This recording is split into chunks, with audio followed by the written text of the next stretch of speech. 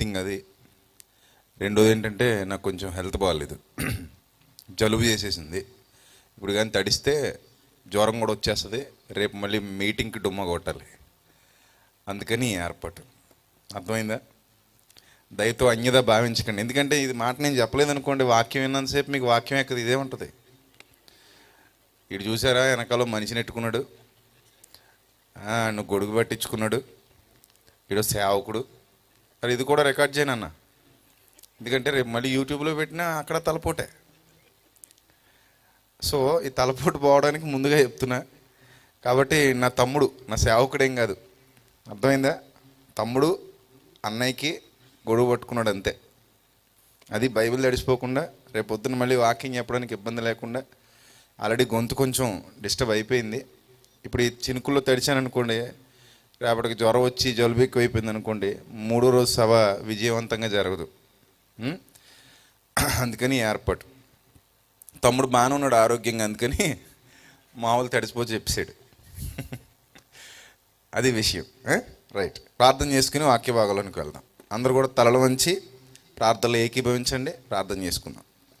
సర్వకృపానిధి కనికరం కలిగినటువంటి మా కన్న తండ్రి, దయగలిగిన మా దేవ, ఈ 2వ దినాన మీ పిల్లలముగా మీ మాటలు ఆలోచించడానికి మమ్మల్ని అందరినీ ఇక్కడ సమకూర్చి విలువైన అవకాశాన్ని మాకు అనుగ్రహించి మీ సత్యవాక్యాన్ని మీ పిల్లల హృదయాలలో నింపడానికి మీరు మాకు ఇచ్చిన ఈ గొప్ప ధన్యతను బట్టి ఏమిచ్చి మీ రుణం తీర్చుకోగలం తండ్రి.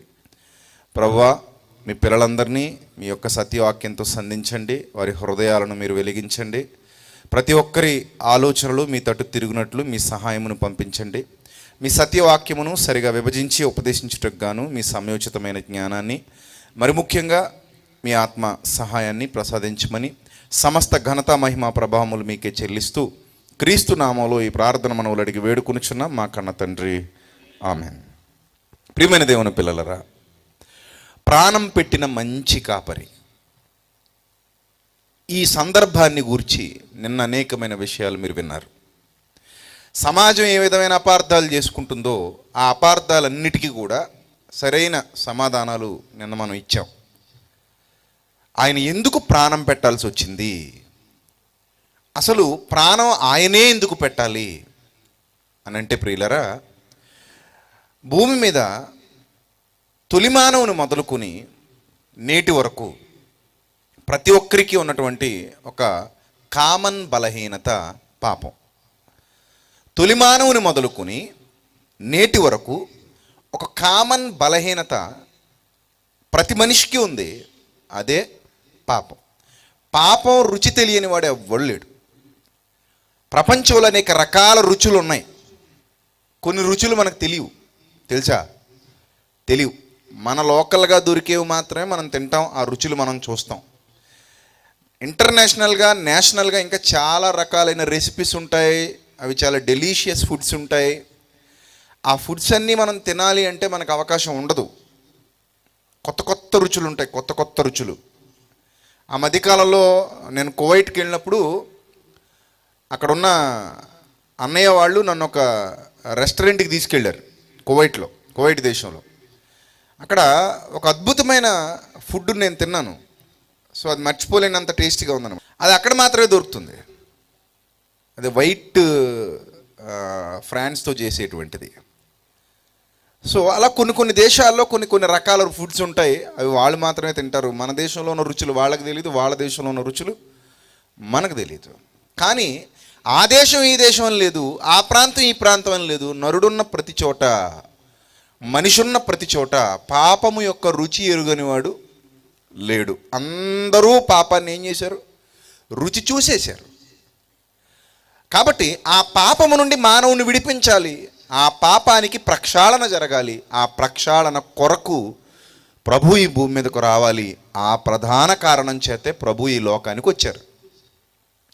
తానే బలిగావించబడ్డారు, తానే ఒక పవిత్ర యాగాన్ని చేశారు, తానే తన పవిత్ర రక్తాన్ని చిందించారు. అలా తానే తన పవిత్ర రక్తాన్ని చిందించి ఒక గొప్ప బలియాగాన్ని జరిగించి ఈ భూమి మీద ఉన్న సమస్త మానవాళిని రక్షించాలన్న ఆలోచన కలిగి 2000 సంవత్సరాల క్రిందట ఈ నేల మీద నడయాడారు. ఆ వాస్తవాన్ని గురించి నిన్న మీకు చాలా విషయాలు చెప్పాను. అసలు ఆయనకు ఆ ఆలోచన ఎందుకు వచ్చింది? ఆయనే ఎందుకు అలాంటి భావాలు కలిగి ఉండాలి అని ఆలోచిస్తే ప్రియులరా, యేసుక్రీస్తు ప్రభువారు తన నోటితో తాను మాట్లాడుతూ ఒక అద్భుతమైన విషయాన్ని చెప్పారు. తన నోటితో తాను మాట్లాడుతూ ఒక అద్భుతమైన విషయాన్ని చెప్పారు. ఒకసారి ఆ మాట చూద్దాం. యోహాను సువార్త 10వ అధ్యాయము 11వ వచనం నుంచి జాగ్రత్తగా చూద్దాం. యోహాను సువార్త 10వ అధ్యాయము 11వ వచనం నుంచి జాగ్రత్తగా చూడాలి. నేను గొర్రెలకు మంచి కాపరిని అన్నాడు. నేను గొర్రెలకు మంచి కాపరిని. మంచి కాపరట. మంచి కాపరి గొర్రెల కొరకు తన ప్రాణము పెట్టును అన్నాడు. యాక్చువల్గా మీ అందరికీ తెలుసు, గొర్రెలు అనేవి యజమాని కొరకు. యజమాని గొర్రెల కొరకు కాదు. మనకు తెలిసినటువంటి మందల విషయంలో మనకు తెలిసినటువంటి ఇన్ఫర్మేషన్ ఇది, అంతే కదా. గొర్రెలు ఎవరి కోసం? యజమాని కోసం. ఒకవేళ సాక్రిఫైస్ చేయాల్సి వస్తే గొర్రెలు యజమానికి సాక్రిఫైస్ చేస్తాయా? యజమాని కొరకు. యజమాని గొర్రెల కోసం త్యాగం చేస్తాడా? మీరే చెప్పండి. అంతే కదా. గొర్రెలే యజమాని కోసం ఏమైపోతాయి? త్యాగం అయిపోతాయి. అసలు గొర్రెల మందలు ఎందుకు పెంచుతారు? ఒకటి మాంసం కోసం, రెండోది ఉన్ని కోసం, రగ్గుల కోసం, అంతే కదా. ఈ గొర్రెల మందలు కానివ్వండి, మేకల మందలు కానివ్వండి, పెంచి పెద్ద చేసి వాటిని చంపేస్తారు, మాంసం చేసుకుంటారు, తింటారు. లేకపోతే వాటి బొచ్చుతో ఉన్నితో ఒక దుస్తులు తయారు చేసుకుంటారు, వాటిని అమ్ముకుంటారు. సో ఈ విధంగా గొర్రె వల్ల యజమానికి లాభం. ప్రతి గొర్రె యజమానికి ఉపయోగపడుతుంది. ప్రతి గొర్రెను యజమాని వాడుకుంటాడు, యజమాని యూజ్ చేసుకుంటాడు. ఇక్కడ మీరు జాగ్రత్తగా గమనిస్తే లోక సంబంధంగా ఉన్నదానికి వ్యతిరేకమైన భావజాలం ఇక్కడ మనకు కనబడుతుంది. ప్రభు మాటల్లో ఏమంటున్నాడంటే, ఆయన మంచి కాపరి గొర్రెల కొరకు తన ప్రాణము పెట్టును. మంచి కాపరిని ఎందుకన్నాడంటే, ఈ మంచి కాపరి గొర్రెల కొరకు తన ప్రాణమే పెట్టేస్తాడు. ఎక్కడైనా చూసాం ఇలాంటి వింత? గొర్రె కోసం ప్రాణం పెట్టేసేంత గొప్ప కాపరి ఉంటాడా? గొర్రె కోసమే ప్రాణం ఇచ్చేసేంత మంచి కాపరి ఉంటాడా అనంటే ప్రియులరా, పాత నిబంధన గ్రంథంలో ఒక అద్భుతమైన చరిత్ర ఉంది. దీనికి దానికి ఉన్న లింకప్ అయినటువంటి ఆ మూల విషయాన్ని నేను మీకు చెప్పిన తర్వాత అసలు విషయంలోనికి నేను వెళతాను. పాత నిబంధన గ్రంథంలో ఒక అద్భుతమైన ఇన్సిడెంట్ ఉంది. ఇదంతా చదివిన తర్వాత ఆ ఇన్సిడెంట్ మనకు చాలా అద్భుతంగా అర్థమవుతుంది. ఒకసారి చదువుదాం ఇంకా కిందకి. మంచి కాపరి గొర్రెల కొరకు తన ప్రాణము పెట్టును. 12వ వచనం. జీతగాడు గొర్రెల కాపరి కాడు గనుక గొర్రెలు తనవి కానందున. జాగ్రత్తగా చూడండి, ఈ మాటలు మీరు నోటీస్ చేయాలి. జీతగాడు అనగానే జీతగాడే. వాడు దేనికోసం వచ్చాడు? జస్ట్ జీతం కోసం వచ్చాడు. చూడండి ఏమంటున్నాడు. జీతగాడు గొర్రెల కాపరి కాడు. కాపరి వేరు, జీతగాడు వేరు. కాపరి వేరు, జీతగాడు వేరు. జీతగాడు కేవలం డబ్బు మాత్రమే చూసుకుంటాడు. కాపరి గొర్రె బాగోగులు చూసుకుంటాడు, గొర్రె క్షేమాన్ని చూసుకుంటాడు. కాపరికి జీతగాడికి అంత తేడా ఉంది. కాపరికి జీతగాడికి అంత వ్యత్యాసం ఉంది. కాపరి గొర్రె క్షేమాన్ని చూస్తాడు, జీతగాడు తన క్షేమం చూసుకుంటాడు, తన డబ్బు చూసుకుంటాడు. ఇక్కడ ప్రభు మాట్లాడుతూ, జీతగాడు గొర్రెల కాపరి కాడు గనుక గొర్రెలు తనవి కానందున. తోడేలు రావడం చూసి, తోడేలు ఎందుకు వస్తుంది? గొర్రెలు తినేయడానికి వస్తుంది, గొర్రెను పట్టుకుపోవడానికి వస్తుంది. ఎందుకంటే తోడేలకు ఆహారం ఈ గొర్రెలే కాబట్టి. ఈ జీతగాడట తోడేలు రావడం చూసి గొర్రెలను విడిచిపెట్టి పారిపోతాడు అన్నాడు. అంటే ఇక్కడ రెండు విషయాలు. ఒకటి, తన ప్రాణం కాపాడుకోవాలి. ఎందుకు తన ప్రాణం కాపాడుకోవాలి అంటే, తను బ్రతకడం కోసం, తన కోసం తను బ్రతుకుతున్నాడు తప్ప గొర్రెల కోసం బతకట్లా. మరి గొర్రెల దగ్గరికి ఎందుకు వచ్చాడంటే జీతం తీసుకోవడానికి వచ్చాడు. జస్ట్ జీతం తీసుకుంటాడు, వెళ్ళిపోతాడు, అంతే తప్ప గొర్రెలు అతనివి కావు. వాటి కోసం తానేం పెట్టుబడి పెట్టలా. వాటికేం తాను కాపరిగా లేడు. వాటికి తాను కాపరిగా లేడు గనుక అవి అతనివి కావు గనుక, అతనికి వాటికి అలాంటి సంబంధం లేదు గనుక జస్ట్ డబ్బు కోసం వచ్చాడు. ఆ డబ్బు కోసమే పనిచేస్తున్నాడు. ఆ డబ్బు కోసమే తను ఆలోచిస్తాడు. ఎప్పుడైతే ప్రాబ్లం వచ్చేసిందో, ఎప్పుడైతే కష్టం వచ్చిందో, ఎప్పుడైతే శ్రమ వచ్చిందో ఆ గొర్రెల్ని విడిచిపెట్టి నిర్దాక్షిణ్యంగా పారిపోతాడు. ఈ విషయాన్ని చెబుతూ అంటున్నాడు, జీతగాడు తోడేలు ఆ గొర్రెల్ని ఏం చేస్తుందంటే పట్టి చెదరగొట్టేస్తుంది. జీతగాడే కనుక గొర్రెలను గురించి లక్ష్యము చేయక పారిపోవును. నేను గొర్రెలకు మంచి కాపరిని. చూసారా, చాలా సింపుల్గా వివరణిస్తున్నాడు, కానీ చాలా అద్భుతమైన అంశాలు అందులో దాగున్నాయి ప్రియులారా. ఒక జీతగాడికి ఒక యజమానికి ఉన్న వ్యత్యాసం చెబుతున్నాడు. ఒక జీతగాడికి యజమానికి ఉన్న వ్యత్యాసం. యజమాని వాటిని కొన్నాడు కనుక వాటి మీదే ప్రాణం పెట్టుకుంటాడు. జీతగాడే. జీతగాడు తన ప్రాణం పెట్టుకునేంతగా వాటిని ప్రేమించలేడు. ఎందుకంటే వాటిని కొన్నవాడు కాదు, జస్ట్ జీతం కోసం వచ్చాడు. వాటిని కాయటానికి కుదుర్చబడ్డాడు. ఆ డబ్బు చూసుకుంటాడు తప్ప వాటి బాగోగులు అంత సీరియస్గా తీసుకోడు. కానీ యజమాని అలా కాదు. యజమాని ఆలోచనలన్నీ కూడా వాటి మీదే ఉంటాయి. యజమాని తలంపులన్నీ కూడా వాటి మీదే ఉంటాయి. కాబట్టి యేసుక్రీస్తు ప్రభు వారు చెప్పినటువంటి ఈ పాఠం, ఈ విషయం లేదా ఈ పోలిక ఎంత అర్థవంతమైనది. యజమానికి జీతగాడికి అంత వ్యత్యాసం ఉంటుందా? యజమానే, జీతగాడు జీతగాడే, అంత వ్యత్యాసం ఉంటుందా అని ఆలోచిస్తే పాత నిబంధన కాలంలో ఒక చరిత్ర మనం చూడొచ్చు. చూడండి, సమూయేలు మొదటి గ్రంథం 17వ అధ్యాయము 31 నుంచి చూద్దాం. దావీదు చెప్పిన మాటలు నలుగురికి తెలియగా జనులు ఆ సంగతి సౌలుతో తెలియజెప్పిరి. ఏంటి అసలు ఆ మాటలు ఏంటి, ఆ సంగతి ఏంటంటే, ఫిలిస్తీయులు యుద్ధానికి వచ్చారు ఇశ్రాయేలీల మీద.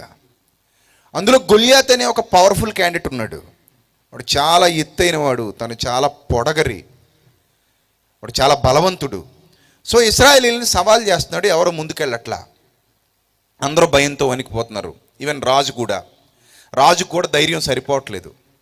అలాంటి సిచ్యువేషన్లో దావీదుకు రోషం వచ్చి, బాలుడైనప్పటికీ సున్నతి లేని ఫిలిస్తీయుడు జీవముగల దేవుని సైన్యాల్ని తిరస్కరించడానికి, జీవముగల దేవుణ్ణి కించపరచడానికి ఏపాటి వాడని రోషంతో ముందుకొచ్చి, నేను యుద్ధానికి వెళ్తాను, వాడిని నేను జయిస్తాను అని పర్మిషన్ కోసం అడుగుతాడు.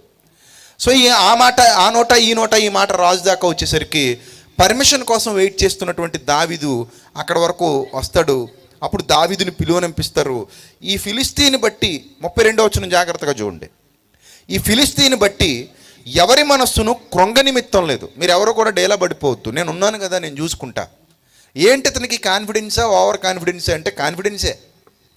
ఎవరికైనా సరే ఒక కాన్ఫిడెన్స్ ఎప్పుడు వస్తుంది అంటే, అనుభవం కలిగిన వాడికి ఎప్పుడు కూడా ఏముంటుంది, కాన్ఫిడెన్స్ ఉంటుంది. అనుభవం లేని వాడికి ఏముంటుంది, కాన్ఫిడెన్స్ ఉండదు. అనుభవం కలిగిన వాడు, నేను ఆల్రెడీ ఇది నాకు కొట్టిన పిండి, నేను చేయగలను అన్న సమర్థతతో ముందుకు దూకుతాడు, ఖచ్చితంగా విజయం సాధిస్తాడు. మెంటల్గా ఒక ప్రిపరేషన్ ఉంటుంది. ఆ ప్రిపరేషన్ ఎలా వస్తుంది, ఆల్రెడీ ఇలాంటివన్నీ అతనికి వెన్నతో పెట్టినటువంటి విద్య కాబట్టి. ఇప్పుడు మీరు జాగ్రత్తగా గమనిస్తే, అతడు దావీదుని పిలువనంపించిన తర్వాత అంటాడు, ఈ ఫిలిస్తీని బట్టి ఎవరి మనస్సును కృంగ నిమిత్తం లేదు, మీ దాసుడినైన నేను వానితో పోట్లాడుదునని దావీదు సౌలుతో అంటున్నాడు. నేను పోట్లాడుతాను కదా, మీకెందుకు, మీరు ధైర్యంగా ఉండండి, కృంగిపోకండి. రాజుకే ధైర్యం చెప్తున్నాడు ఈ బాలుడు. రాజుకు ధైర్యం చెప్తుంటే అప్పుడు రాజు అంటాడు కదా, సౌలు ఈ ఫిలిస్తీని ఎదుర్కొని వానితో పోట్లాడుటకు నీకు బలం సరిపోదు, నువ్వు చూస్తుంటే చాలా చిన్నగా కనబడుతున్నావు, నీ దగ్గర అంత అద్భుతమైన ఫిజిక్ ఏం లేదు, వాడు చూస్తే బాగా భయంకరమైన బాడీ కలిగినోడు, సో వాడిని కొట్టడం నీ వల్ల కాదు, నువ్వు ముఖాముఖిగా వాడితో యుద్ధం చేయలేవు, నీ సామర్థ్యం సరిపోదు అని చెప్పి ఇతన్ని వద్దంటున్నాడు, ఇంకా బలహీనపరుస్తున్నాడు. నువ్వు బాలుడివి, వాడు బాల్యం నుండి యుద్ధాభ్యాసం చేశాడు, సో నీకు వితౌట్ ప్రిపరేషన్, సో నీకు అసలు శిక్షణ లేదు, నువ్వు ఎలాంటి శిక్షణ పొందలేదు, నీకు ఎలాంటి యుద్ధాభ్యాసం లేదు, నువ్వు ఏ అభ్యాసం చేయలేదు, యుద్ధం ఎలా చేయాలో నీకు రాదు, నువ్వు జస్ట్ గొర్రెల కాపరివి మాత్రమే. అంతే, అక్కడ అతని ఉద్దేశం అదే, నువ్వెవరు, గొర్రెల కాపరివి. సో నీకు యుద్ధాభ్యాసం చేయటం లేదు కాబట్టి వాడేమో బాల్యం నుండి వాడు వెల్ ప్రిపేర్డ్ వెపన్ లాంటి వాడు బాగా ప్రిపేర్ అయి ఉన్నాడు వాడు. సో అలా బాగా ప్రిపేర్ అయిన కొట్టాలంటే అంతకంటే సమర్థుడు కావాలి. నీకు ఆ సమర్థత లేదా, నీకు అంత సమర్థత లేదు.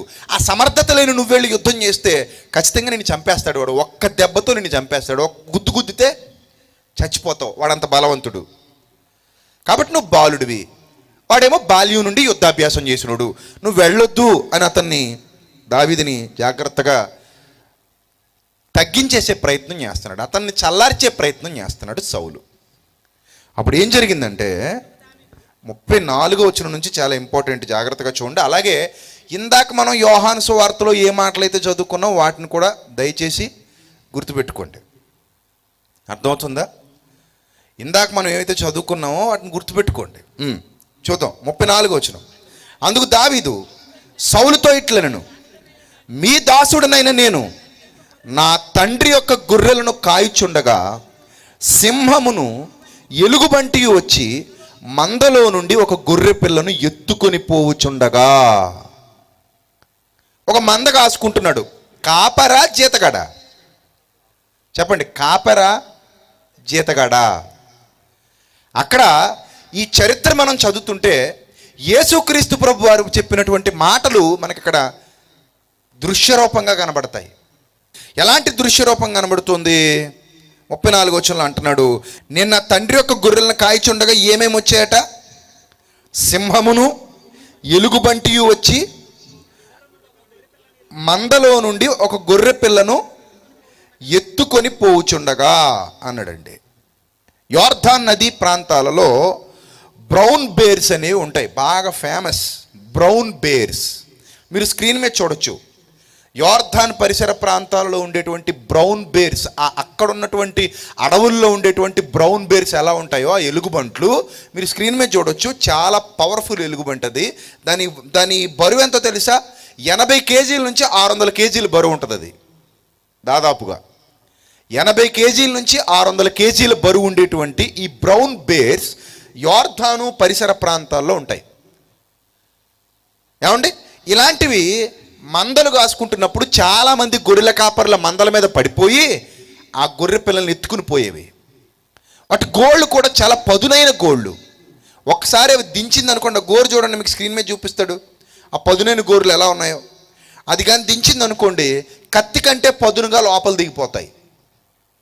కత్తి కంటే పదునుగా లోపల దిగిపోయి మాంసాన్ని ముక్కల కింద ముద్దల కింద ఊడొచ్చేస్తుందంటే పేగులతో సహా బయటకు వచ్చేస్తుంది. ఇంకేం ఉండవు. ఒక్కసారి పొట్టలో దింపింది అనుకోండి ఆ గోళ్ళు, ఖచ్చితంగా ఏమొస్తుంది? మొత్తం పేగులు బయటకు వచ్చేస్తాయి. ముక్కల కింద ఊడిపోవడం ఏముండదు. ఇంకా అది ఆ గోళ్ళు చూడండి ఎలా ఉన్నాయో, కత్తుల్లా ఉంటాయి, బాకుల్లా ఉంటాయి. వాటితో పొడిచి మరి మాంసాన్ని లాగేసేటువంటి భయంకరమైనటువంటి బల్లూకాలు, ఎలుగుబంట్లు ఆ యోర్దాను పరిసర ప్రాంతాల్లో ఉండేవి. సో ఇది వచ్చి గొర్రె పిల్లని ఎత్తుకుపోయింది. బరువు కూడా ఎంత? దాదాపు 100 కేజీల నుంచి 600 కేజీల బరువు. అంత బరువైన ఎలుగుబంటి అదొక్క మనిషిని పట్టుకుంది అనుకోండి, మామూలుగా ఉండదు. ఇంక మనిషి చచ్చిపోవడమే, ఏం చేయలేడు. ఆ మధ్యకాలంలో ఒక మనిషి పైనుంచి గోడ నుంచి దూకి ఆ ఎలుగుబంటి ఉన్న ప్రాంతంలో పడిపోయాడు. పడిపోతే ఆ ఎలుగుబంటి ఏం చేసిందంటే పట్టేసుకుని గట్టిగా ఇంక వదలలేదు, చీల్చేసి గుద్ది పీకి చంపేసింది. చాలా భయంకరంగా చంపేసింది ఆ మనిషిని. అందరూ చూస్తుండగా, ఆ వీడియో కూడా ఉంది, అందరూ చూస్తుండగా చాలా భయంకరంగా చంపేసింది. అలాంటి ప్రమాదకరమైన ఎలుగుబంటి, ఇంత ప్రమాదకరమైన ఎలుగుబంటి ఒక 100 గొర్రెలు ఉండగా ఒక గొర్రెను పట్టుకుపోయింది అనుకోండి. నువ్వే 100 గొర్రెల్ని కాస్తున్నావు అనుకో. నీకు ఇంకా 100 గొర్రెలు ఉండగా ఒక గొర్రెని ఇలాంటి ఎలుగుబంటి వచ్చి పట్టుకుపోయింది అనుకో, నువ్వేం చేస్తావు? వెంటనే పారదర్శకంగా ఆలోచించి బతుకుంటే బలుసాకు దీన్ని బతకొచ్చు అని ఇటు చూస్తావా? అటు పోయేదన్నీ 1, ఇటున్నవన్నీ 99. అప్పుడు మనం వెంటనే పాజిటివ్ థింకింగ్ ఏమనుకుంటామంటే, ఒకటి పోతే పోయిందండి, ఇంకా 99 ఉన్నాయిగా, పోయినవన్నీ 1, మిగిలినవన్నీ 99 ఉన్నాయిగా, ఎందుకు బెంగపెట్టుకోవడం, ఎందుకు చింతించనేలా? పోయింది ఒకటేగా, పోనీ ఇవి మళ్ళీ ఏనవా, పిల్లల్ని పెట్టవా, మంద పెరగదా, ఈ ఒకటి ఏదో విధంగా రెక్టిఫై అయిపోద్ది. సో రెక్టిఫై చేసుకుందాం. బతికుంటే మనకు బాగా వచ్చిన సామెత ఏంటది? బలుసాకట. బతుకుంటే ఏమాకు? బలుసాకుతో పులుసు వండుకుందినైనా బతికేయచ్చు. కాబట్టి ఇలాంటి రిస్కీ షాట్స్ చేయకూడదండి, డూపు ఉంటే తప్ప. ఇలాంటి రిస్కీ షాట్స్ చేయకూడదు, చాలా కష్టంతో కూడుకున్నవి ఇవి అని ఆలోచిస్తాం. అక్కడ 99 ఉంది కదా అని సరిపెట్టేసుకుంటాం. కానీ కాపరి మనసు అలాంటిది కాదు. మనం చదువుకున్నాం కదా, జీతగాడు తోడేలు రావడం చూసి ఏం చేస్తాడు? పారిపోతాడు. కానీ కాపరి తోడేలు కాదు, ఎలుగుబంటి కాదు. నెక్స్ట్ ఏమంటున్నాడు అక్కడ దావీదు? సింహం వచ్చిందట. ఆ సింహం వచ్చి ఏం చేసిందట? ఒక గొర్రెను ఏం చేసింది? ఇది సెకండ్ టైం మళ్ళీ. ఒకసారేమో ఎలుగుబంటి వచ్చి పట్టుకుపోయింది ఒక గొర్రె పిల్లని, ఒకసారేమో ఇంకోటి ఏమొచ్చింది? సింహం వచ్చింది. సింహాన్ని కూడా మీరు స్క్రీన్ మీద చూడండి. వీటిని ఏమంటారంటే బార్బరీ లైన్ అంటారు. బార్బరీ లైన్, అలాగే మసాల్ లైన్, ట్రాన్స్వాల్ లైన్ అని రకరకాల లైన్స్ ఉంటాయండి. ఒక్క సింహంలో రకరకాల జాతులు ఉన్నాయి. అవన్నీ కూడా మీరు స్క్రీన్ మీద చూడొచ్చు. వీటి వెయిట్ ఎంత ఉంటుందంటే సుమారుగా 200 కేజీల నుంచి 300 కేజీలు బరువు ఉంటుందండి ఒక్కో సింహం బరువు. 200 కేజీల నుంచి 300 కేజీలు బరువు. బరువు ఎందుకు చెప్తున్నానంటే నోటీస్ చేయాలి మీరు. ఇప్పుడు చెప్తాను మీకు అసలు పాయింట్ ఏం జరిగిందో అక్కడ. 200 కేజీల నుంచి 300 కేజీలు బరువు ఉండే సింహం. మీకు వీటితో పెద్ద పరిచయం అవసరం లేదు. మీకు ఆల్రెడీ ఎలుగుబంట్లు మీకు ఈ మన్యం ప్రాంతాల్లో తిరుగుతూ ఉంటాయి. ఏమండి తిరుగుతాయా? తిరుగుతాయట. ఇక సింహాల గురించి కూడా మనకు తెలుసు, ఏమండి. కానీ అక్కడ ఉన్నటువంటి సింహాలు పవర్ఫుల్ అండి, చాలా పవర్ఫుల్. ఇక్కడ మీకు సింహం గురించి ఒక విషయం ఆలోచిస్తే, దీనికి ఉన్నటువంటి పంజా అది ఎప్పుడు పడితే అప్పుడు ఓపెన్ అయి ఉండదు. పంజా ఎలా ఉంటుందంటే లోపలికి ఇలా ముడుచుకొని ఉంటుంది దాని పంజా. సింహం చూస్తున్నారు కదా మీరు, దాని కాళ్ళు చూడండి ఎంత పవర్ఫుల్గా ఉన్నాయో. ఆ పంజా ఏదైతే ఉందో అది లోపలికి ముడుచుకుని ఉంటుంది. ఏమండి రిట్రాక్టబుల్ క్లాస్ అంటారు వాటిని, రిట్రాక్టబుల్ క్లాస్. ఇవి ఎప్పుడైతే లోపలికి ముడుచుకుని ఉంటాయో, ఎప్పుడైతే అది దాడికి దిగుతుందో వెంటనే ఓపెన్ చేస్తుంది. ఓపెన్ చేసి పట్టింది అనుకోండి, విడిపోవడమే, ఎక్కడికక్కడ ముక్కలుగా విడిపోవడమే. 200 నుంచి 300 కేజీలు బరువు. సో ఇక బతకటం అనేది ఉండదు, మనిషి చచ్చిపోవడమే. అందుకే సింహాన్ని మృగరాజు, అడవికి రాజు అంటారు. చాలా పవర్ఫుల్, చాలా పవర్ఫుల్ అది. సో చూశారు కదా ఇప్పుడు స్క్రీన్ మీద ఇలాంటివి వచ్చి ఒక్క గొర్రె పిల్లని ఏం చేస్తున్నాయట? గొర్రె పిల్లని ఏం చేస్తున్నాయి? కరుచుకొని ఎత్తుకొని పోవుచుండగా, మందలో నుండి ఒక గొర్రె పిల్లని ఎత్తుకొని పోవుచుండగా. ఇప్పుడు 35వ వచనం నుంచి చూడండి. నేను దాన్ని తరిమాను అన్నాడు. ఇదే పెద్ద రిస్కీ షాట్. అది ముందు పరిగెత్తుంటే ఈయన ఏం చేస్తున్నాడు? వెనక పరిగెత్తున్నాడు. సింహం యొక్క వేగం కానివ్వండి, ఎలుగుబంటి యొక్క వేగం కానివ్వండి చాలా ఫాస్ట్గా ఉంటుంది. ఎలుగుబంటి వేగం కంటే కూడా సింహం వేగం ఇంకా ఫాస్ట్. అసలు ఆ ఎలుగుబంటిని ఎదుర్కోవడం అనేది సామాన్యమైన విషయం కాదు. బైబిల్ గ్రంథంలో చెప్తాడు దాన్ని ఎదుర్కోవడం ఎంత ప్రమాదకరమో. పిల్లలు తప్పిపోయా తిరుగుతున్న ఆడి ఎలుగుబంటిని ఎదుర్కోవడం చాలా ప్రమాదకరం అంటాడు. సో అది చాలా పవర్ఫుల్ అది. సో అది మీద పడిపోయింది అనుకోండి, మనిషి చచ్చిపోవడమే. దాన్ని ఎవడైనా తరుముతాడు? అసలు ఎవడైనా తరుముతాడా? తరుముతున్నాడట, దాన్ని వెనక పరిగెత్తున్నాడట. నేను దానిని తరిమి తర్వాత చంపి దాని నోట నుండి ఆ గొర్రెను విడిపించి తిని. ఎలా చంపానో తెలుసా? అది నా మీదకు రాగా దాని గడ్డం పట్టుకున్నా, దాన్ని కొట్టి చంపా. గడ్డం పట్టుకుని ఏం చేశాడట? కొట్టి చంపాడట. అసలు ఎంత పవర్ఫుల్ క్యాండిడేట్ చూడండి ఈయన. అంత బరువైన, అంత బలమైన ఎలుగుబంటిని, అందుకే స్క్రీన్ మీద చూపించా మీకు, ఆ సీన్ మీ మైండ్లో ఉండాలని. అంత బలమైన దాన్ని చంపడం అంటే, అలాంటి బలమైన గోర్లు ఉన్న దాన్ని పట్టుకొని చంపడం అంటే అసలు ఎంత పవర్ఫుల్ క్యాండిడేట్ అయి ఉండాలి.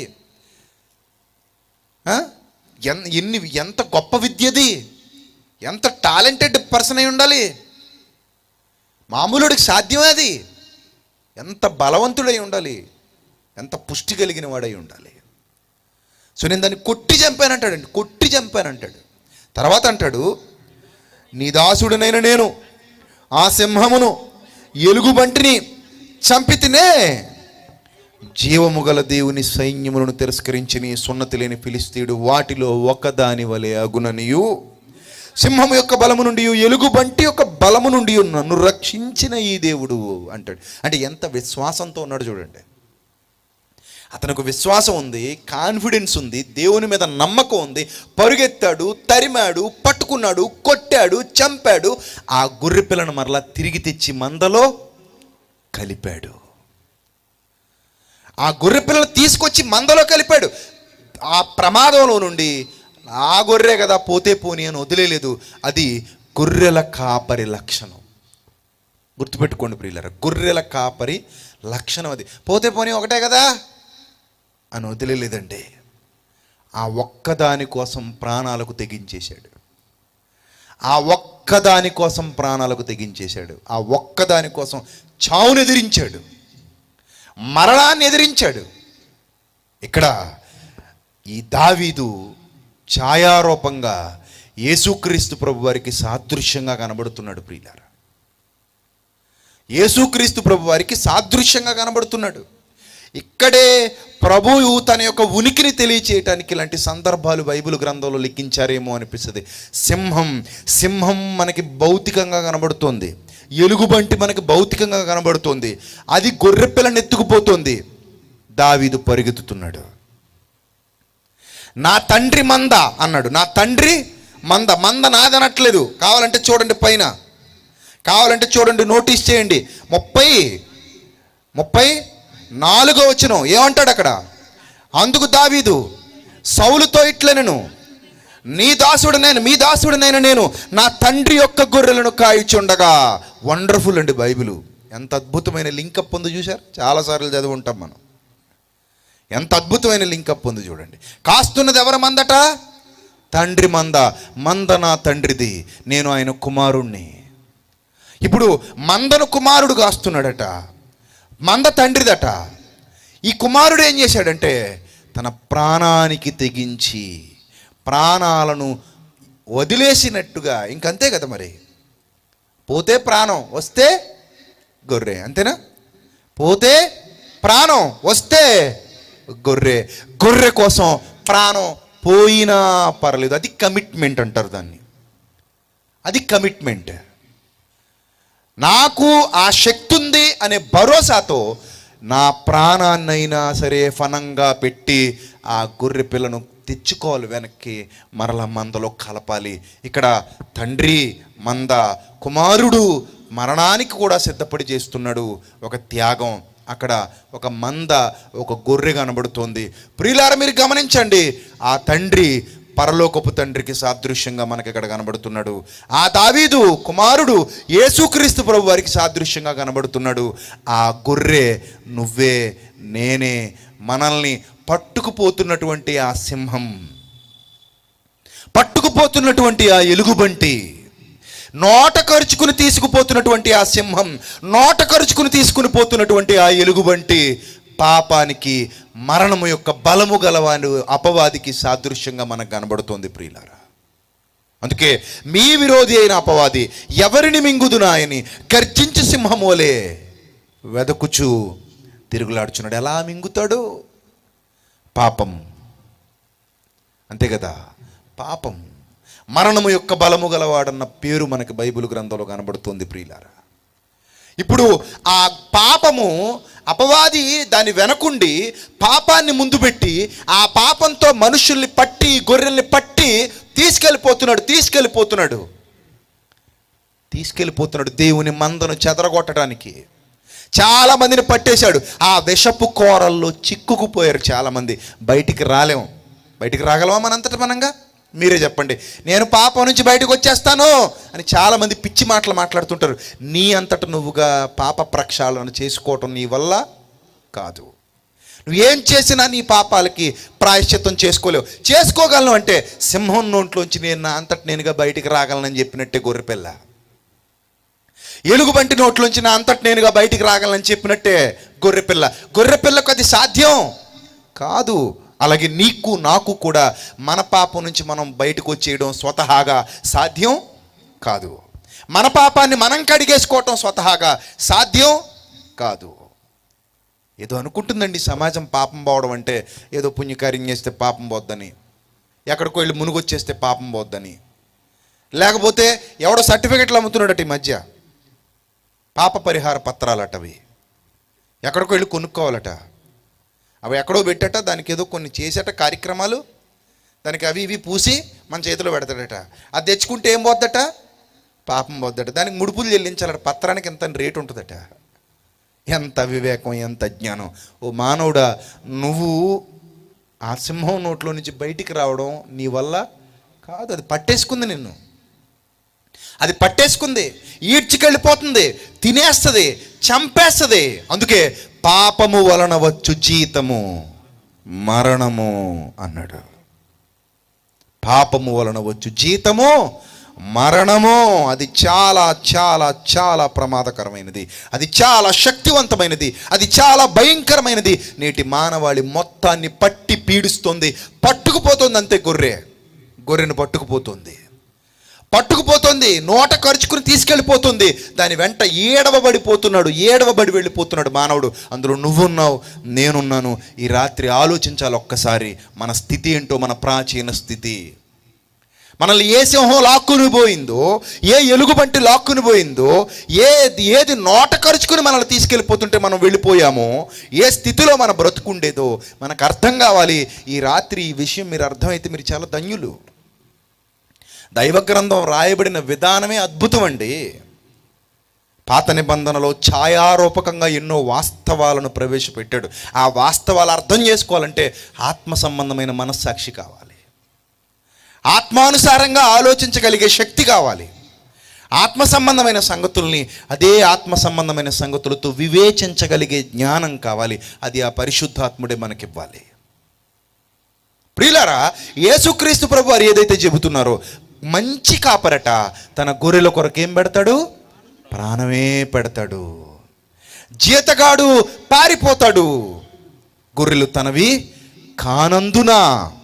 కానీ మంచి కాపరి గొర్రెల కొరకు తన ప్రాణం పెడతాడు. ఇక్కడ దావీదుని చూసారా?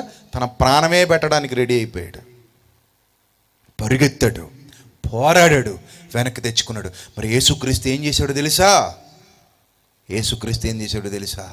పోరాడాడండి. దేంతో పోరాడాడో తెలుసా? పాపంతో పోరాడాడు. ఆయన పవిత్రుడు, పరిశుద్ధుడు, నిర్దోషి, నిష్కల్మషుడు. పాపులలో చేరక ప్రత్యేకముగా ఉన్నవాడు. అందుకే హెబ్రీ గ్రంథకర్త అంటాడు, పాపముతో పోరాడుటలో మీరు రక్తము కారునంతగా ఇంకనూ దానిని ఎదిరింపలేదు అంటాడు. అంటే ప్రభు ఎలా పోరాడాడు పాపంతో? రక్తము కారునంతగా. ఒక విషయం చెప్పమంటారా? దావీదుకి కనీసం ఒక దెబ్బైనా తగులుతుందంటారా? తగలదంటారా? తగలదు. సింహంతో పోరాడుతున్నప్పుడు ఈయన ఒక దెబ్బ కొడితే అది కనీసం రక్కదా? ఒక మొక్క తీర్చే ప్రయత్నం చేయదా? పంజాతో కొట్టే ప్రయత్నం చేయదా? ఆ బలమైన గోళ్ళు చూస్తున్నారుగా, ఎలుగుబంటి గోళ్ళు, ఆ గోళ్ళు గుచ్చే ప్రయత్నం చేయదా? అంటే దావీదు కూడా రక్తం కారుతుందండి. దెబ్బలు తగులుతాయా? తగలవా? తగులుతాయండి. తాను కూడా శరీరంలో గాయాలు పొందుతాడు. గాయాలు తప్పవు, పోరాడుతున్నప్పుడు గాయాలు తప్పవు, రక్తం కారాలి. గాయాలు కలుగుతున్నా సరే గొర్రె మీదే ధ్యాస. గాయాలు పొందుకుంటున్నా సరే, మొక్కలు రాలిపోతున్నా సరే, గోళ్ళు దిగిపోతున్నా సరే, పంజా దెబ్బ తగులుతున్నా సరే, ఓర్చుకుని నా గొర్రెను కాపాడుకోవాలి, నా ప్రాణం పెట్టైన గొర్రెను కాపాడుకోవాలి. ఎంత ప్రేమ అండి, ఎంత ప్రేమ! అదే ప్రేమ ప్రభువు నీ మీద, నా మీద చూపించాడు ప్రియులారా. అందుకే పాపముతో పోరాడుటలో రక్తము కారునంతగా దానిని ఎదిరించాడండి. తన రక్తాన్ని చిందించాడు, ఆ పవిత్ర రక్తాన్ని ధారపోశాడు, ఆ పరిశుద్ధ రక్తాన్ని కలువరి శిలువలో ధారపోసి స్వరక్తమిచ్చి నిన్ను నన్ను పాపము నుండి విడిపించాడు, కొన్నాడు. అది ఆయన చూపించినటువంటి ప్రేమ. అపవాదితో పోరాటం చేశాడు, పాపముతో పోరాటం చేశాడు. ఏ పాపపు సంఖ్యలలో అయితే, ఏ పాపపు బానిసత్వంలో అయితే మనం ఇరుక్కుపోయామో, ఈ గొర్రెను ఎత్తుకుపోతున్న ఆ పాపం అనే సింహం నుండి, ఆ ఎలుగుబంటనే దాని నుండి, గొర్రెను ఎత్తుకుపోతున్న ఆ ఎలుగుబంటనే పాపము నుండి మనల్ని విడిపించాడు ప్రియులారా. వాటిని విడిపించి మనల్ని పరిశుద్ధతలోనికి తెచ్చాడు, అక్షయతలోనికి తీసుకొచ్చాడు, సువార్త ద్వారా వెలుగులోనికి తీసుకొస్తున్నాడు. అది ఎంత ప్రేమ, అది ఎంత త్యాగం, అది ఎంత గొప్పదైనటువంటి త్యాగం. ఆ ఒక్క మాటలో అంత అర్థాన్ని యేసుక్రీస్తు ప్రభువారు తెలియజేస్తున్నారు. అంత అర్థాన్ని మరలా తీసుకొచ్చి తండ్రి మందలో నిన్నేం చేయాలి? కలపాలి. తండ్రి మంద నుంచి నువ్వు వేరైపోయావు కాదా? ఎఫెసీ గ్రంథకర్త చెబుతున్నాడు 2వ అధ్యాయం ప్రారంభ వచనంలో, అపరాధముల చేతను పాపముల చేతను మనము చచ్చిన వారమై ఉండగా అంటాడు. అంటే ఆల్రెడీ నిన్ను తీసుకుపోయింది ఆ సింహం, ఆల్రెడీ నిన్ను నోట కరుచుకుని పట్టుకుపోతుంది ఆ సింహం. కానీ ప్రభు వదిలేదు, పోతే పోనీ అని. ఒకడు పోతే పోనీ, ఇంకా చాలా ఉన్నారు కదా. ఒకడు పోతే పెద్ద బాధే ఉందిలే, ఒకడు నశించిపోతే బాధే ఉందిలే. ప్రియులారా, దేవుడు ఎంత ప్రేమమయుడో తెలుసా అండి? ఎంత ప్రేమమయుడో తెలుసా? 1 కోటి రూపాయలు ఒక పక్కన పడిపోయి ఉన్నాయి, 1,00,000 రూపాయలు ఒక పక్కన పడిపోయి ఉన్నాయి, 100 రూపాయలు ఒక పక్కన పడిపోయి ఉన్నాయి, 1 రూపాయి ఒక పక్కన పడిపోయింది.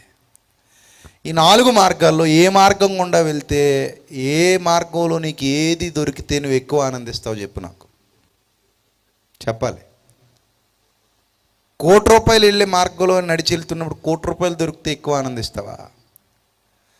ఇంకా కిందనున్న వాటిలో నడుస్తున్నప్పుడు ఆ 1 రూపాయి దొరికినప్పుడు ఎక్కువ ఆనందిస్తావా? దేని గొప్పగా చెప్పుకుంటావు చెప్పు? 1 కోటి రూపాయలు అయితేనే గొప్పగా చెప్పుకుంటావు, 1 రూపాయి అయితే గొప్పగా చెప్పుకో. ఇప్పుడు మీరు ఇక్కడికి వచ్చారు, వెళ్ళిపోతుంటే కాలుకి ఏదో తగిలింది, రూపాయి కాయిన్. అది తీసుకొని అందరికీ చూపించి నాకు రూపాయి దొరికిందో వచ్చి, నాకు రూపాయి దొరికిందో వచ్చి అంటారా? ఎవడండి మా 5 రూపాయి అనుకుంటారు. ఏంటిది? ఆఫ్టర్ ఆల్ రూపాయి విలువ లేదు కదా, దాని గురించి మనం మాట్లాడం కదా. కానీ పరలోకపు తండ్రి ప్రేమ ఎంత గొప్పదో చెప్పమంటారా? ఒక్కడు మారు మనసు పొందితే అంటాడండి. ఏమన్నాడండి? 100 మంది మారు మనసు పొందితే నాకు సంతోషం అన్నాడా? అనలేదండి. 1000 మంది మారు మనసు పొందితే పరలోకంలో గొప్ప సంతోషం అన్నాడా? అనలేదండి. 1,00,000 మంది మారు మనసు పొందితే అన్నాడా? అనలేదండి. మరి ఏమంటున్నాడండి? ఒక్కడేనండి. ఎంత ప్రేమ చూడండి పరలోకపు తండ్రిది. మానవాళి మీద ఆయనకున్న దయాపూర్వక సంకల్పం నీకు అర్థమైతే ఆయనను అసలు విడిచి ఉండగలవా? ఆయన ప్రేమకు దూరంగా బతకగలవా? ఆయన కృపకు పాత్రుడు కాకుండా ఎక్కడెక్కడికో పరుగులు తీయగలవా? సాధ్యం కాదు. ఒక్క పాపి మారు మనసు పొందితే పరలోకంలో దూతల ఎదుట గొప్ప సంతోషం. అదే ప్రియులారా ప్రభువు మనకి చూపిస్తున్నటువంటి ప్రేమ. ఆ ఒక్కడు నువ్వే, ఆ ఒక్కదానివి నువ్వే. నీకోసమే ఆయన మరణించాడని నీకు అర్థం కావాలని అంత స్పష్టంగా ఆ విషయాన్ని వ్రాయించాడు. అంత స్పష్టంగా ఆ ఒక్క గొర్రె పిల్లని ఎత్తుకుపోతుంది పాపం. ఒక్కటే కదా పోనీ అని అనుకోలేదు ఆయన. ఆ ఒక్కటి నశించిపోవటం కూడా ఆయనకి ఇష్టం లేదు. ఆ ఒక్కదానికోసమే ప్రాణానికి తెగించాడు. ఆ ఒక్కదానికోసమే పాపంతో పోరాడాడు. ఆ ఒక్కదానికోసమే కలువరి శిలువలో భయంకరమైన వేదన అనుభవించాడు, భయంకరమైన బాధ అనుభవించాడు. ఆ బాధనంతా పంటి బిగువన దిగమింగుకున్నాడు, కన్నీటిని దిగమింగుకున్నాడు. నిన్ను చూస్తున్నాడు. తాను పాపంతో పోరాడుతూ గాయాల పాలైపోయాడు. అందుకే యెషయా గ్రంథకర్త రాస్తూ ఏమంటాడు తెలుసా?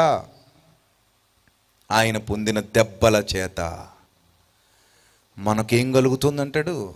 స్వస్థత కలుగుతోంది అంటాడు. ఎస్, గొర్రెపిల్ల సింహం నోట్లో ఉన్నంత వరకు ఆ సింహపు పంజా గుచ్చుకుంటున్నా, ఆ ఎలుగుబంటి యొక్క కోరలు ముళ్ళు లోపలికి చొచ్చుకుపోయి శరీరాన్ని బాధిస్తున్నా, రక్తం కారుతున్నా, ఆ బాధ భరిస్తూ ఓర్చుకుంటూ పోరాడి పోరాడి పోరాడి దాన్ని కొట్టి దాని నోట్లో ఉన్నటువంటి కొర్రెను బయటికి తీయాలి.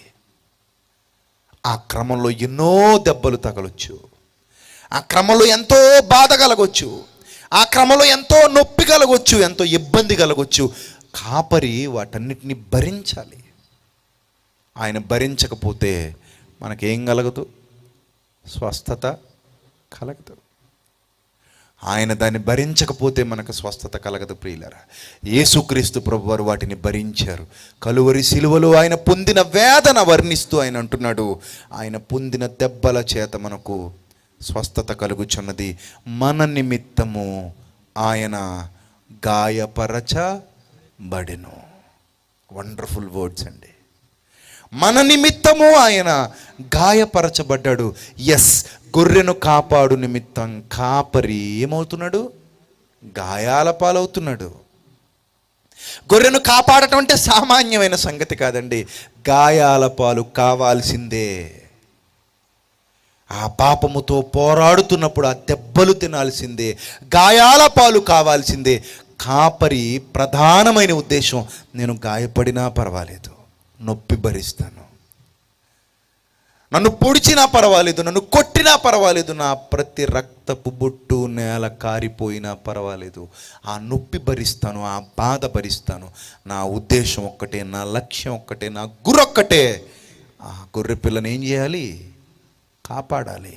మంచి కాపరి, ఎంత మంచి కాపరి, ఎంత మంచి కాపరి! వర్ణింప సఖ్యము కాని, వర్ణింప వీలు కాని గొప్ప కాపరండి. ఎంత గొప్ప కాపరండి! ఏ కాపరి గొర్రె కొరకు ప్రాణం పెట్టడండి. అసలు అంత నెసెసిటీ లేదు.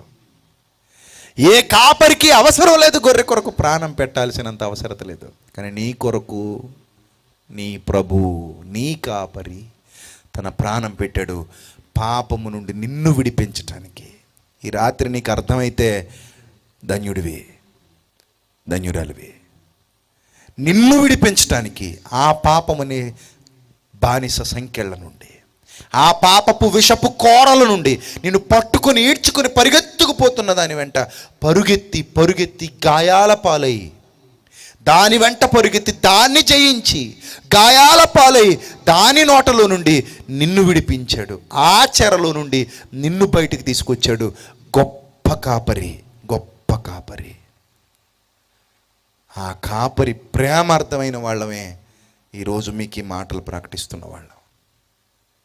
నిజం ప్రియులారా, ఆ కాపరి ప్రేమ అర్థమయ్యే, ఆ కాపరి ద్వారా లభించే మేలు, గొప్ప ప్రేమ అర్థమయ్యే ఆయన నీ కోసం కూడా పోరాడాడు, నీ కోసమే పరిగెత్తున్నాడు, నీ కోసమే యుద్ధం చేశాడన్న విషయం నీకు చెబుతుంటే నిజంగా నీకు ఆయన ప్రేమ అర్థమైతే ఆయనను హత్తుకొనకుండా ఉండగలవా? నిజంగా నీకు ఆయన కృప, కరుణ, దయ, వాత్సల్యం, జాలి అర్థమైతే ఆయన చెంతకు రాకుండా పరిగెత్తి పారిపోతావా? సింహం నోట్లో ఉంటే బాగుందా, కాపరి దగ్గర ఉంటే బాగుందా అంటే గొర్రె పిల్ల ఎప్పుడు ఎక్కడ ఉండాలి? కాపరి దగ్గరే ఉండాలి. ప్రొటెక్షన్, ప్రొటెక్షన్ అండి. ఎంత గొప్ప ప్రొటెక్షన్ తెలుసా? అది ప్రాణం అడ్డేసేస్తాడండి. ఏమొచ్చినా సరే ప్రాణమే అడ్డేసేస్తాడు, ప్రాణం అడ్డేసి కాపాడుకుంటాడు. అంత గొప్ప కాపరి మనకి ఎక్కడ దొరుకుతాడు చెప్పండి? ఎక్కడ లభిస్తాడు చెప్పండి? అంత గొప్ప కాపరి. అలాంటి కాపరి మనకు లభించాడు. ఆయనే మన రక్షకుడు, మన ప్రభు. మన రక్షకుడు, మన ప్రభు. ఆయనను మించిన కాపరి ప్రపంచాన మరొకడు లేడు.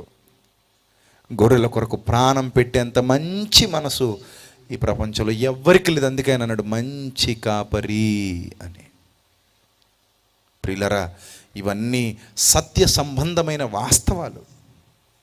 ఆ వాస్తవం మీ మనసుకు తాకితే ప్రభు మీ హృదయాన్ని తాకుతాడు. ప్రభు మీ హృదయాన్ని తాకితే మీరు ప్రభు పాదాలని తాకుతారు. అర్థమవుతుందా? ప్రభు పాదాలని మీరు తాకితే ఆయన మిమ్మల్ని తన గుండెలకు హత్తుకుంటాడు. నెక్స్ట్ జరిగేది అదే. మీరెప్పుడు ప్రభు పాదాలని తాకుతున్నారో వెంటనే ఆయన మిమ్మల్ని తన గుండెలకు హత్తుకుంటాడు. ఆ ప్రేమలో మీరు వర్ధిల్లుతారు. రేపటి దినాన మరిన్ని మహాజ్ఞాన సంగతులు నేర్చుకుందాం. ప్రభువును గూర్చి, మంచి కాపరిని గూర్చి. త్వరపడి రండి, అనేకులను వెంట పెట్టుకుంటండి. చివరి దినం తలలు వంచండి, ప్రార్థన చేసుకుందాం. సర్వకృపానిధి కనికరం కలిగినటువంటి మా కన్న తండ్రి, మీ ప్రేమ వర్ణనాతీతం, మీ కృప వర్ణనాతీతం, మీ దయ వర్ణన మా జీవితం సరిపోదు ప్రభువా. మిమ్మను గూర్చి, మీ ప్రేమను గూర్చి, మీ కుమారుడైన క్రీస్తును గూర్చి, ఆయన రక్షణ సంకల్పాన్ని గూర్చి, ఆయన మా కొరకు చేసిన మహాబలియాగాన్ని గూర్చి వర్ణించడానికి మా పెదవులు సరిపోవు, మా ఆలోచనలు సరిపోవు, మా మాటలు సరిపోవు, మా జ్ఞానం సరిపోదు తండ్రి. అంత గొప్ప ప్రేమ, వెలకట్టలేని ప్రేమ, అమూల్యమైన ప్రేమ, వివరించలేని ప్రేమ తండ్రి మీరు మా పట్ల, మా ఎడల చూపించారు తండ్రి. ఆ ప్రేమను గుర్తించక, ఆ ప్రేమను అర్థం చేసుకోక లోకంలో ఎంతోమంది తండ్రి అదృశ్యమైన వాటి వైపు, వ్యర్థమైన వాటి వైపు, మాయాస్వరూపముల వైపు తిరుగుతూ ఉన్నారు తండ్రి. ప్రభువా, మీ పిల్లలతో మాట్లాడినందుకు స్తోత్రం తండ్రి. వారి హృదయాలను వెలిగించండి, వారికి అర్థం చేయించండి మీ సత్యాన్ని, వారి మనోనేత్రాలు తెరవండి. ప్రతి ఒక్కరికి మీ కాపుదలను అనుగ్రహించి తండ్రి, మీ సత్య వాక్యముతో వారిని సంధించి, వారిని మీరు ఆకర్షించుకొని మీ తట్టు తిప్పుకోమని సమస్త ఘనత మహిమ ప్రభావములు మీకే చెల్లిస్తూ క్రీస్తు నామములో ఈ ప్రార్థన మనవులు అడిగి వేడుకొనుచున్నాం మా కన్న తండ్రి. ఆమెన్.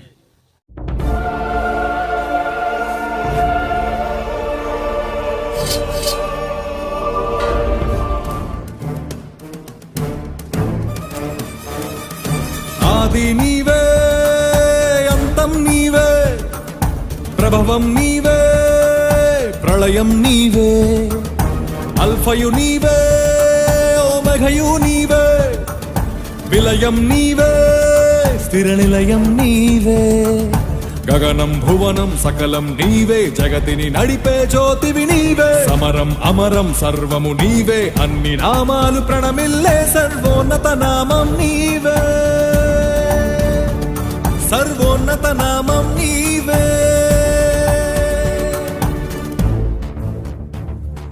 సర్వలోక న్యాయాధిపతి, సర్వలోక న్యాయాధిపతి, సర్వలోక న్యాయాధిపతి, సర్వలోక న్యాయాధిపతి,